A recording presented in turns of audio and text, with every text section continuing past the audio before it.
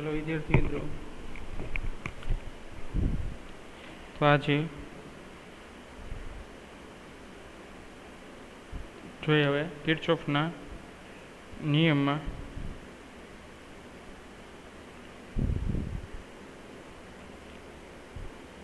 એની સંજ્ઞા પ્રણાલી જે યાદ રાખવાની છે એ ખાસ ચર્ચા કરવાની છે કિર્ચોફના નિયમની.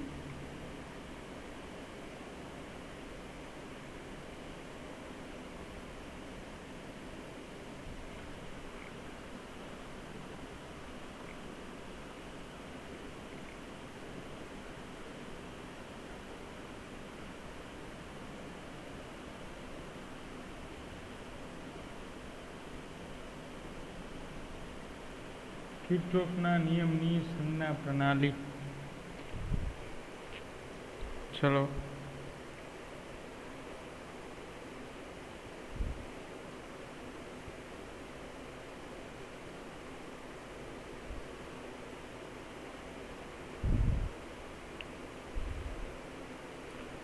હવે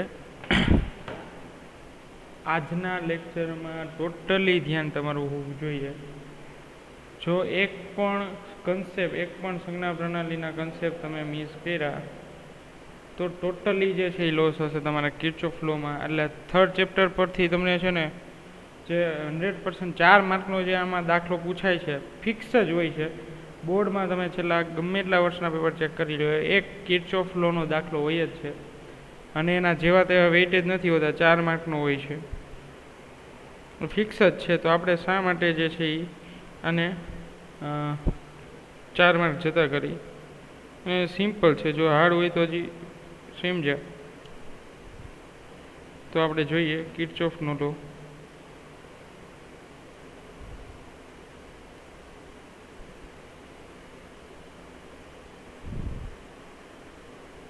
ચલો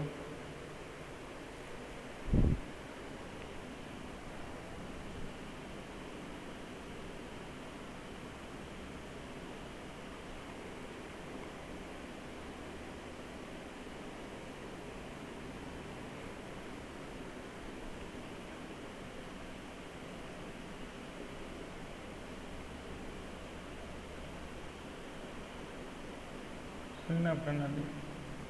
હવે જ્યારે વિદ્યાર્થી મિત્રો તમારે સંજ્ઞા પ્રણાલી યાદ રાખવાની છે કે ક્યારે પ્રવાહ આનુષંગિક પ્રવાહ અને અવરોધોનો ગુણાકાર ધન લેવો અને ક્યારે આનુષંગિક પ્રવાહ અને અવરોધોનો ગુણાકાર ઋણ લેવો. એટલે અવરોધોના સંજ્ઞા જે છે એ ધન અને ઋણ ક્યારે લેવી એના માટેનો લો છે આ. અવરોધોની સંજ્ઞા પ્રણાલી અથવા તો અવરોધોમાંથી પસાર થતા પ્રવાહની સંજ્ઞા પ્રણાલી ખાસ જોવાની છે. ચલો જોઈએ તો આપણે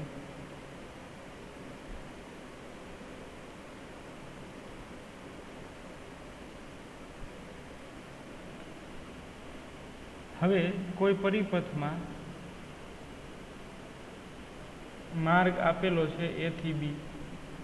સપોઝ સિમ્પલ આપણે શોર્ટથી જ ચાલુ કરીએ, સિમ્પલ સમજીને ચાલુ કરીએ સંજ્ઞા પ્રણાલી.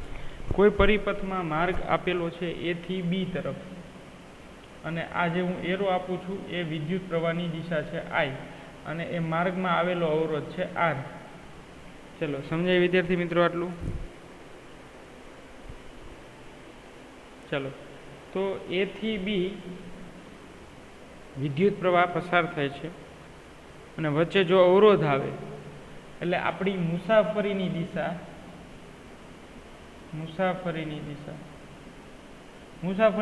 એટલે કહી છે કે ભાઈ આપણો જે લૂપ છે તો એ લૂપની દિશા, લૂપ ઘણી બધી હોય, એક નેટવર્ક હોય તો એમાં 4 થી 5 અલગ અલગ લૂપ બનતી હોય, તો એ લૂપની અંદર દિશા કઈ લેવી, તો મુસાફરીની દિશા આપણે એ લૂપ 4 થી 5 હોય તો એની અંદર દિશા આપણે સપોઝ કે A to B લઈએ, અથવા તો જાજા નેટવર્ક હોય તો A થી B, B થી C, C થી D, એવી રીતે આગળ તમે જોશો તો આવતું જશે. પણ આપણે અત્યારે જોઈએ A થી B તરફ કોઈ વિદ્યુત પ્રવાહ ગતિ કરે છે તો મુસાફરીની દિશા સેમ ડાયરેક્શન, કરંટની ડાયરેક્શન છે I ની દિશા અને મુસાફરીની દિશા બધી કેવી છે? સેમ. મુસાફરીની દિશા અને પ્રવાહની દિશા બંને સેમ છે. તો આ બંને સેમ હોય તો સંજ્ઞા પ્રણાલી કઈ રીતે લેવાની છે? પ્રવાહમાં પ્રવાહ અને અવરોધનો ગુણાકાર કઈ રીતે લેવાનો છે? તો કે બંને સેમ છે તો આ બે છેડા વચ્ચે એ અને બી બિંદુ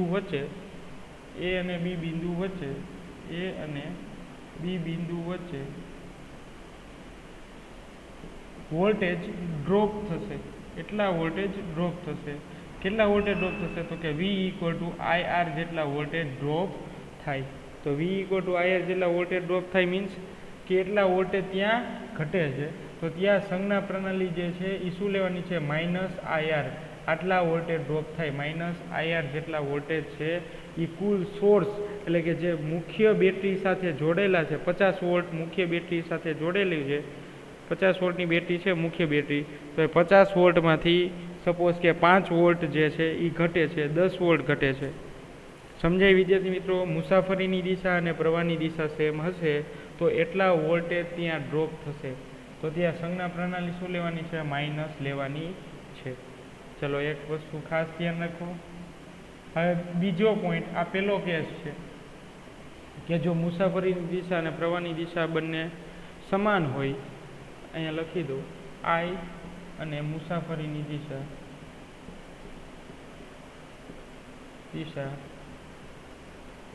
સમાન હોય ત્યારે આ રીતે આવશે, -IR આવશે. હવે આપણે બીજો કેસ જોવાના છીએ. આ પહેલો કેસ. બીજો કેસ માટે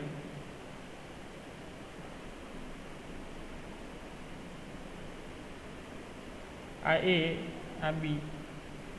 મુસાફરીની દિશા તો આપણે A to B જ છે. મુસાફરીની દિશા કે આપણો માર્ગ છે એ A to B જ છે. મુસાફરી A to B. હવે અહીંયા એક નાનો એવો હું ચેન્જ કરું છું વિદ્યાર્થી મિત્રો, સમજો. એક નાનો એવો ચેન્જ કરું છું. તમને આઈડિયા આવી ગયો છે કે શેમાં ચેન્જ કરવાનો છે? પ્રવાહ માટેમાં.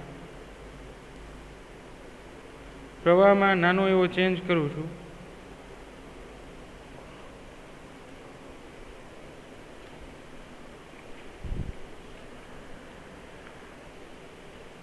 પ્રવાહની દિશા હું B થી A તરફ લઉં છું. વિદ્યાર્થી મિત્રો સમજો, પ્રવાહની દિશા હું B થી A તરફ લઉં છું તો ત્યારે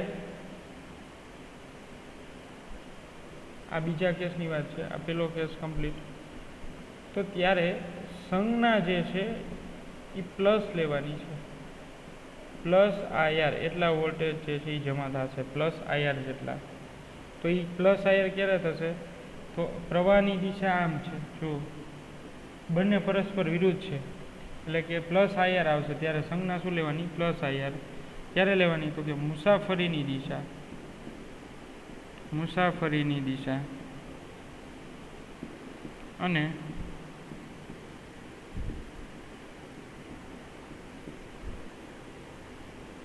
વિદ્યુત પ્રવાહની દિશા પરસ્પર વિરુદ્ધ હોય, એકબીજાની વિરુદ્ધ હોય ત્યારે તમારે શું લેવાનું છે? +IR લેવાનું છે. વિદ્યાર્થી મિત્રો સમજાય?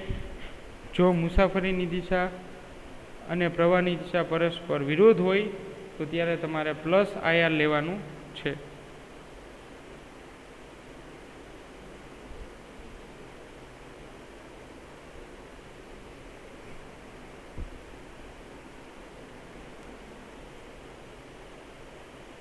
ચલો ત્યારબાદ આ ખૂબ જ મોસ્ટ આઈએમપી છે, ખાસ યાદ રાખતા જજો. આનો ઉપયોગ કરીને જ આપણે નેક્સ્ટ લેક્ચરમાં એક સર્કિટ આખી હું તમને સોલ્વ કરીને આપીશ અને બીજું તમને હું એવી જ સર્કિટ પ્રેક્ટિસ માટે આપીશ. એટલે ખાસ જોઈ લેજો તમે વિદ્યાર્થી મિત્રો.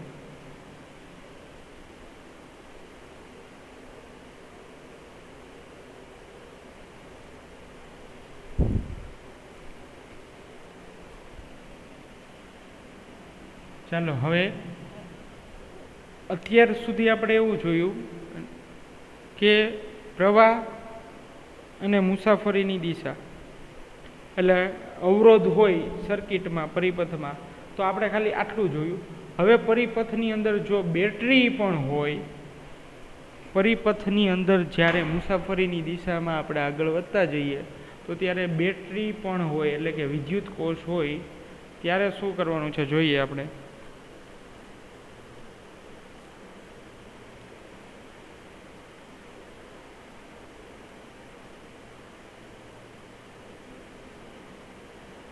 તો વિદ્યાર્થી મિત્રો જોઈએ આપણે ત્યારે શું છે.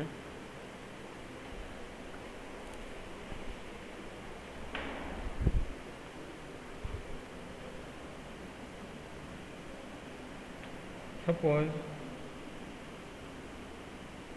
વિદ્યુત કોષ માટે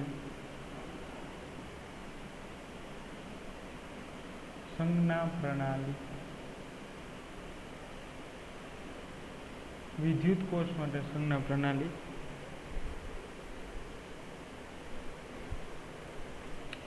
ચલો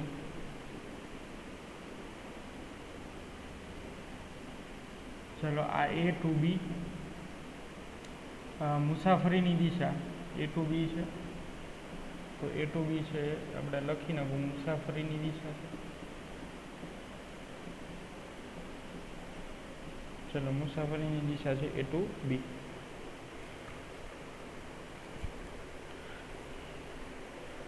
હવે જોઈએ વિદ્યાર્થી મિત્રો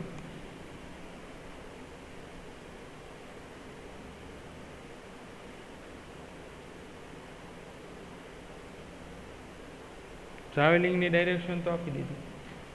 હવે પ્રવાહની દિશા જોઈએ. પ્રવાહની દિશા એટલે કે I ની દિશા સપોઝ કે આમ હોય એટલે A થી B તરફ પ્રવાહની દિશા સમાન છે. તો અહીંયા લખવાનું કે EMF છે એ EMF ની વેલ્યુ આવશે ઋણ. અહીંયા EMF અથવા તો બેટરી હોય તો EMF અથવા તો વોલ્ટેજની વેલ્યુ આવશે ઋણ. ચલો સમજાય. હવે આનું એક વસ્તુ ખાસ યાદ રાખવાની છે કે જો પ્રવાહની દિશા તથા મુસાફરીની દિશા પ્રવાહની દિશા તથા મુસાફરીની દિશા બંને સમાન હોય તથા જો પ્રવાહની દિશા તથા મુસાફરીની દિશા બંને સમાન હોય તથા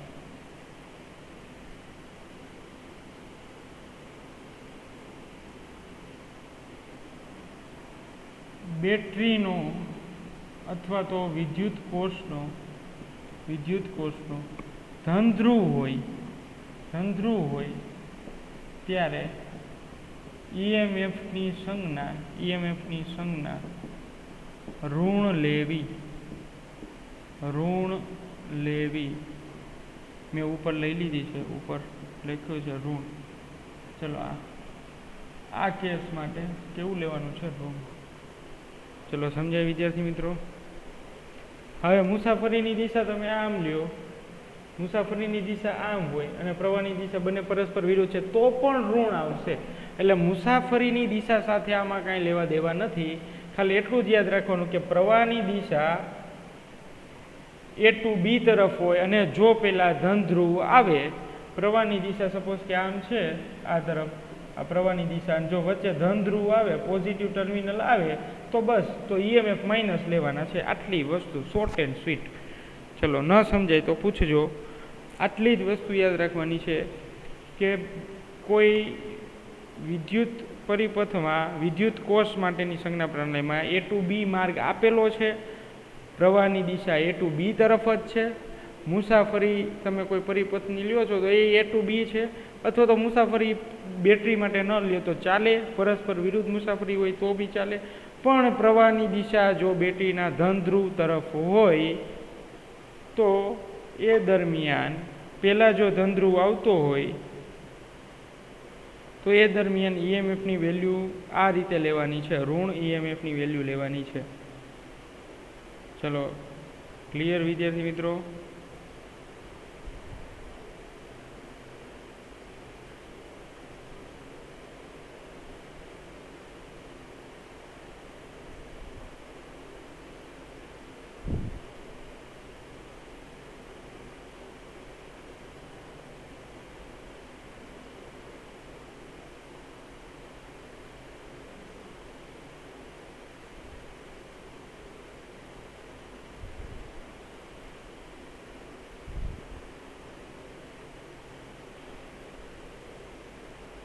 ચલો ત્યારબાદ આપણે હવે બીજો કેસ જોવાનો છે કે ઈએમએફ પ્લસ ક્યારે લેવું.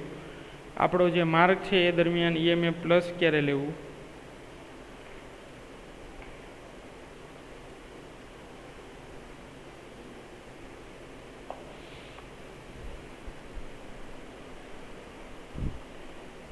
ચલો ઈએમએફ ધન ક્યારે લેવું એટલે કે વિદ્યુત કોષ માટે સંજ્ઞા પ્રમાણે. હવે સપોઝ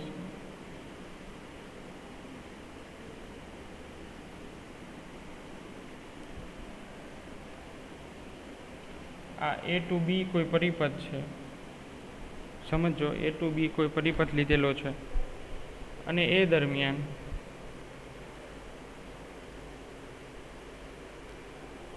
આ પરિપથમાં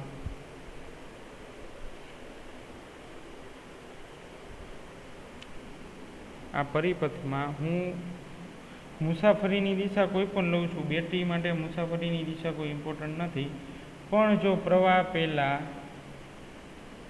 પસાર થતો હોય એ દરમિયાન ઋણ ધ્રુવ આવે, એટલે ઋણ ધ્રુવ પહેલા આવે અને પ્રવાહ પહેલા એની ઋણ ધ્રુવમાંથી પસાર થતો હોય તો ત્યારે ઈએમએફ જે છે એ પ્લસ ઈએમએફ લેવાનું છે.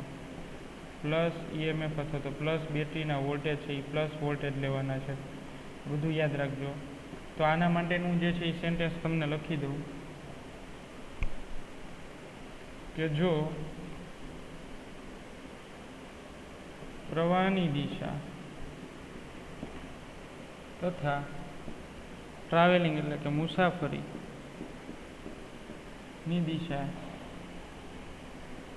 દિશા બંને સમાન હોય અથવા તો ના પણ હોય તો બી ચાલે, સમાન હોય, તથા બેટરીનો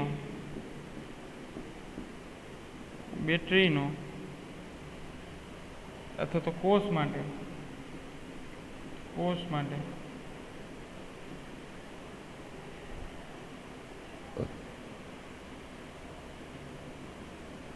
ઋણ ધ્રુવ આવે, પહેલા ઋણ ધ્રુવ હોય, ઋણ ધ્રુવ સાથે પહેલા આવે ઋણ ધ્રુવ આવે,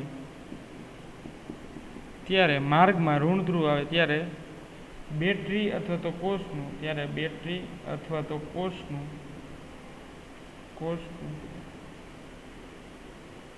ઈએમએફ ધન લેવું. ચાલો સમજાય વિદ્યાર્થી મિત્રો.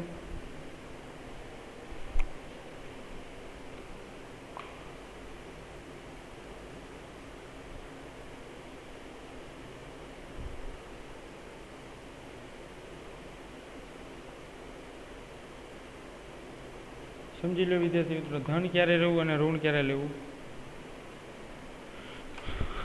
જો પ્રવાહની દિશા મુસાફરીની દિશા બંને સમાન હોય તથા બેટરીનો કોષ અથવા તો માટે પહેલાં જો ઋણ ધ્રુવ આવે ત્યારે બેટરીનું એટલે કે કોષનું ઈએમએફ કેવું લેવાનું થશે, ધન લેવાનું થશે.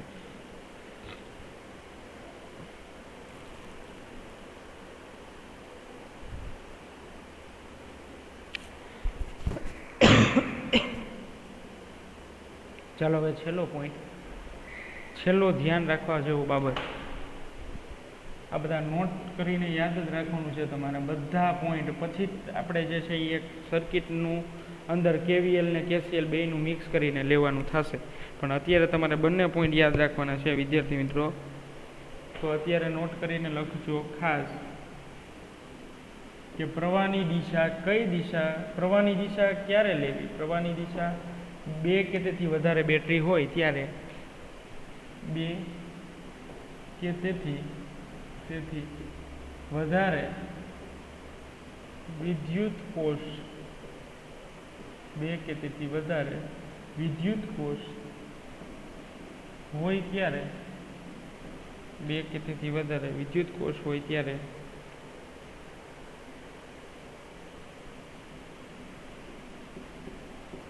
પ્રવાહની દિશા કઈ લેવી. પ્રવાહની દિશા 2 કે તેથી વધારે વિદ્યુત કોષ હોય ત્યારે પ્રવાહની દિશા કઈ લેવામાં આવે છે જોઈએ આપણે.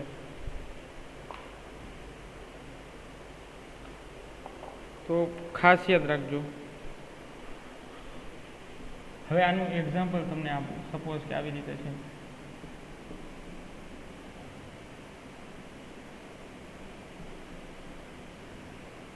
ચલો અહીંયા આ અવરોધ આપી દીધા છે બે.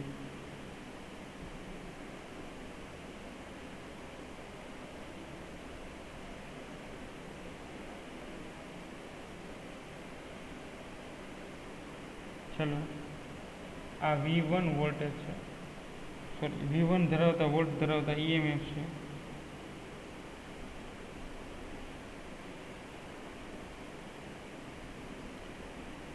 આ E1 અને આ E2 આપી દઈએ નામ. આ બે EMF ધરાવતી સેલ છે. આના સપોઝ કે 10 વોલ્ટ છે અને આના 5 વોલ્ટ છે. ચલો 10 વોલ્ટ છે અને 5 વોલ્ટ છે. તો આમાંથી પ્રવાહની દિશા કઈ દિશામાં લેવી? આવી બે હોય તો ક્યાંથી આપણે પ્રવાહની દિશા કઈ લઈએ કે ધન ધ્રુવથી ઋણ ધ્રુવ તરફ પ્રવાહની દિશા હોય. ચલો આ રીતે પ્રવાહની દિશા ધન ધ્રુવથી ઋણ ધ્રુવ તરફ લેતા હોય છે આપણે. તો આ કેસની અંદર આપણે કઈ દિશામાં પ્રવાહની દિશા લેવી? તો યાદ રાખવાનું કે જે બેટરીના જે વિદ્યુત કોષના જોઈએ જે વિદ્યુત કોષના ઊંચા EMF હોય અથવા તો ઊંચા વોલ્ટેજ હોય તે દિશામાં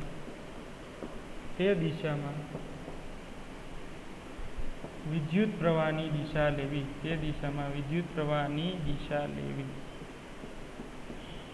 લેવામાં આવે છે. એવું લખો તો પણ ચાલે, લેવામાં આવે છે.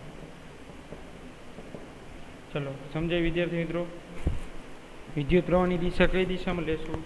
તો કે જે દિશામાં જે વિદ્યુત કોષના ઊંચા EMF હોય અથવા તો ઊંચા વોલ્ટેજ હોય તે દિશામાં વિદ્યુત પ્રવાહની દિશા લેવી.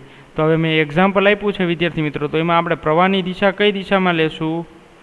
પ્રવાહની દિશા આપણે કઈ દિશામાં લેશું? તો કે જે દિશામાં ઊંચા વોલ્ટેજ છે. એટલે આ રીતે પ્રવાહની દિશા લેવાની થાય કે ધન ધ્રુવથી ઋણ ધ્રુવ. આમ પ્રવાહની દિશા લેવાની નથી આ રીતે, કારણ કે આ 5 વોલ્ટની બેટરી છે. એટલે આ પ્રવાહ નહીં લેવાનો, આ પ્રવાહ લેવાનો છે. એટલે મુસાફરીની દિશા આમ થશે. પ્રવાહની દિશા આ રીતે થશે. મેં જે એરો આપ્યો છે ને એન્ટી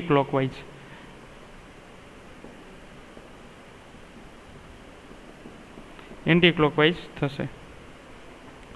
ચલો વિદ્યાર્થી મિત્રો સમજાય આટલું? ખાસ ક્લિયર કરો.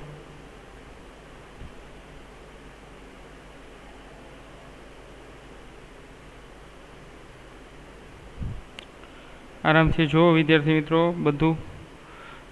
બધા નિયમો યાદ રાખવાના છે. છેલ્લા 3 લેક્ચરના બધા નિયમ, તો જ તમે દાખલા ગણી શકશો.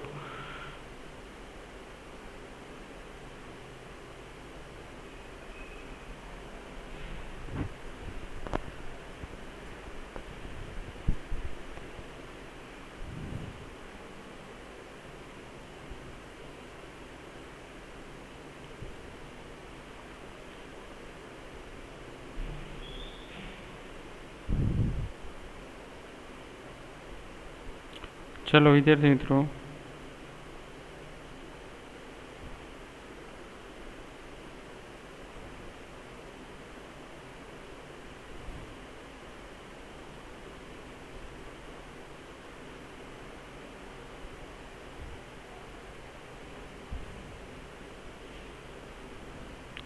આરામથી જે છે એ કમ્પ્લીટ કરો અને સમજવાનો પ્રયત્ન કરો ખાસ.